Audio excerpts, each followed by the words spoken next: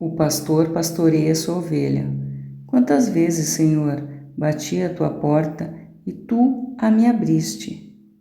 Quantas vezes a tua mão cobriu-me, amparando-me, afastando-me do perigo? Sei, contudo, bom pastor, que tenho sido uma ovelha desgarrada, que tenho me diminuído, me escondido por medo do porvir. Infelizmente, isso acontece a todas as ovelhinhas que foram ou sentiram-se ameaçadas. É o medo paralisante, sabe?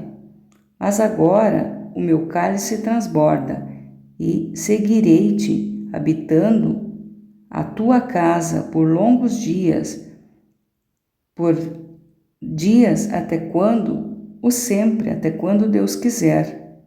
Amém. Texto baseado em Salmos 23, do 1 ao 6, o bom pastor.